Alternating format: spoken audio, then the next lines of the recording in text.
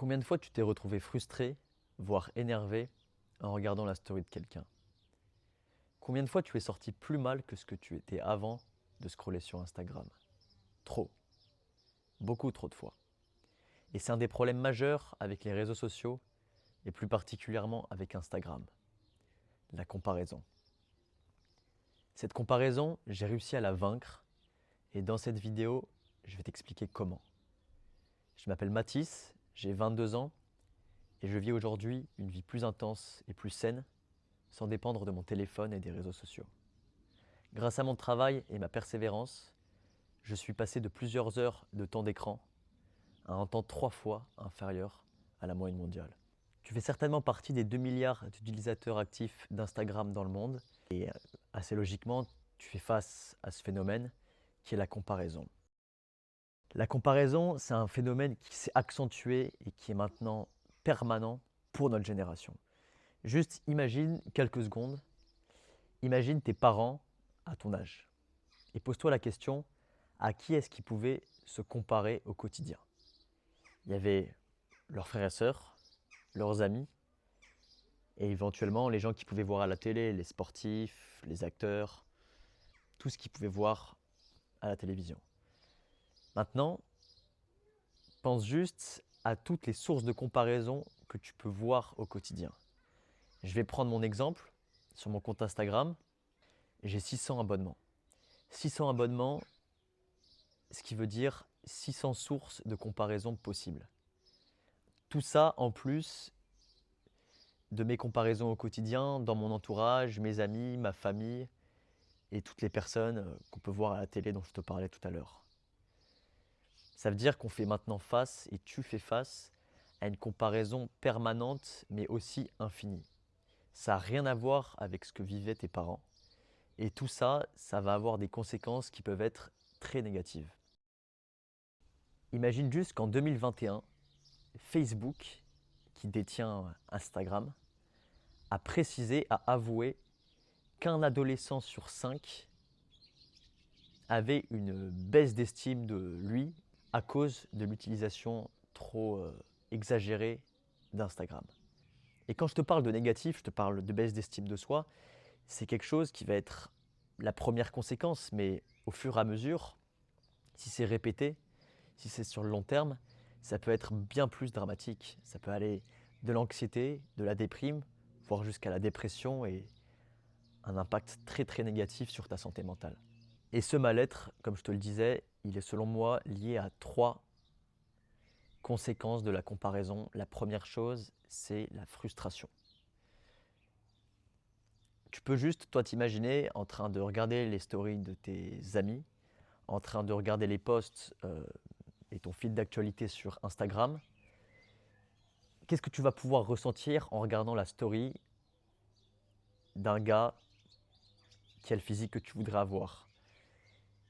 D'une fille qui est partie en vacances sur une île paradisiaque alors que toi, tu es bloqué chez toi en train de réviser tes partiels.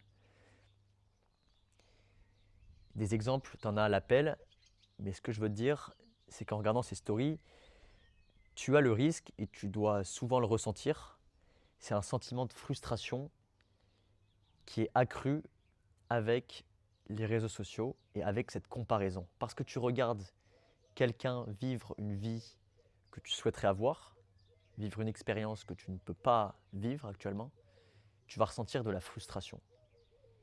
Et ça, c'est la première conséquence négative de cette comparaison. La deuxième chose, ça va être une baisse d'estime de soi.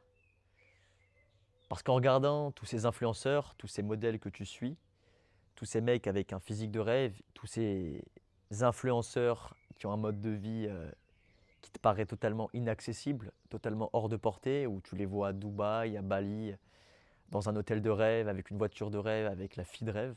J'exagère, hein, bien sûr, mais en tout cas, tout ça, en plus de créer de la frustration, ça va progressivement contribuer à baisser ton estime personnelle et donc à impacter ta confiance en toi.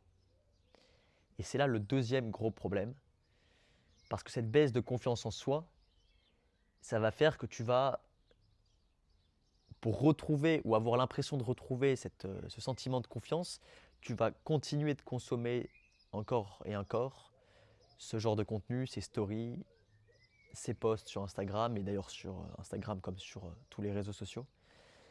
Et tu vas faire tout ça pour avoir l'impression de regagner ce sentiment de confiance en vivant à travers le prisme, à travers le regard des gens que tu suis. Alors que dans les faits, tu vas juste vivre par procuration, vivre par les autres. Et ça, si tu continues encore et encore à répéter ce phénomène, ça va te bloquer dans ton confort et te bloquer surtout dans l'inaction. Et ces trois conséquences négatives, à savoir la frustration, la baisse d'estime de soi et l'inaction,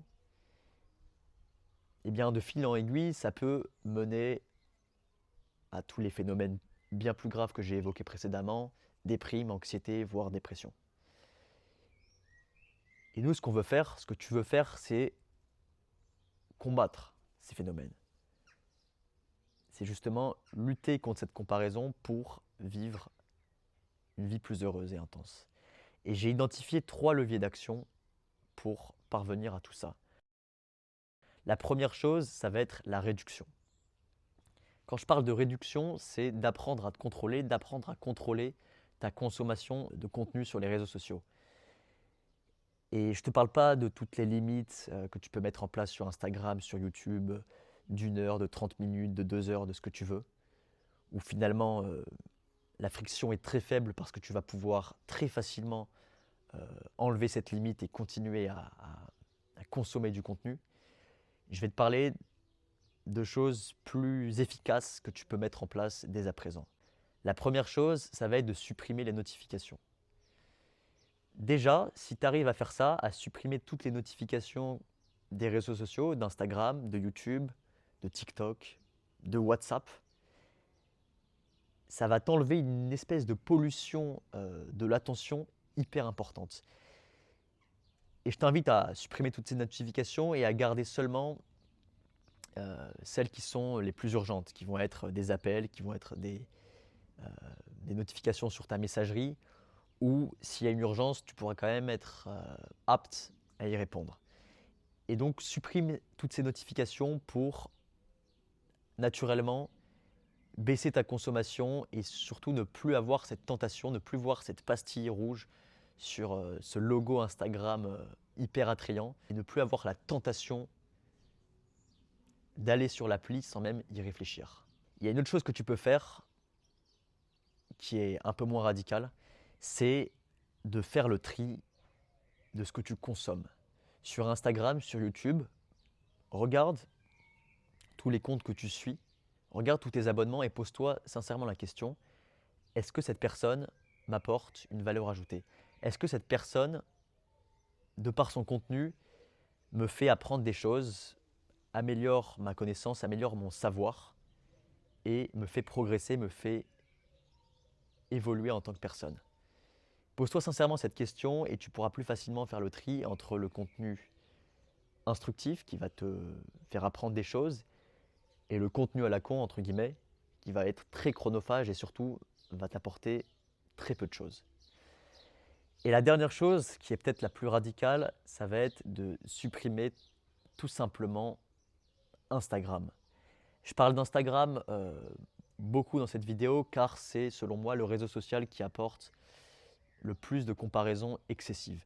Et donc si tu supprimes Instagram de ton téléphone, eh bien les notifications, plus besoin de les enlever, plus besoin de mettre une limite de temps sur cette plateforme puisque tu n'auras plus l'application et donc plus cette tentation. Donc si tu es prêt et que tu as vraiment envie de passer à l'action, supprime Instagram, agis en conséquence. Le deuxième levier d'action, ça va être le mouvement.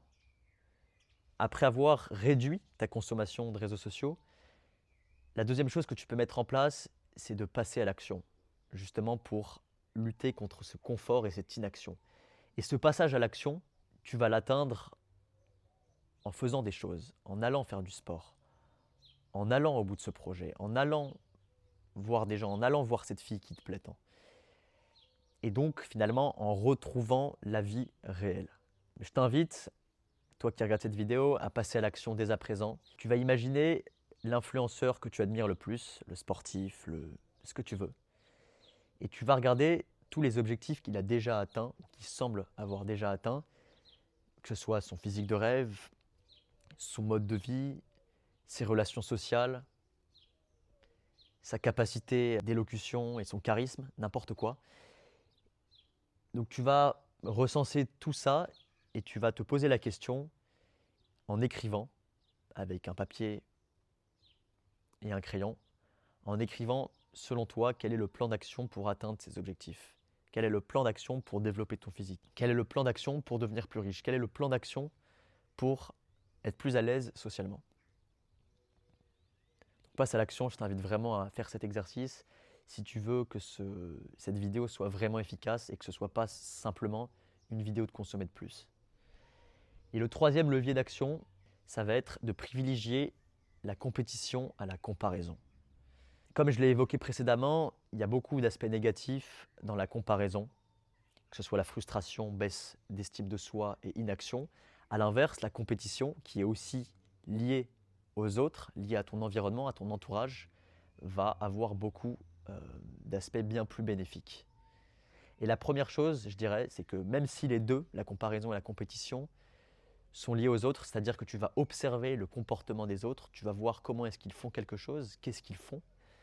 À l'inverse de la comparaison, dans la compétition, tu vas analyser les autres pour l'appliquer et surtout pour progresser et donc pour passer à l'action. Et donc finalement, ça ne va pas être une comparaison avec les autres, mais ça va être une comparaison avec toi-même.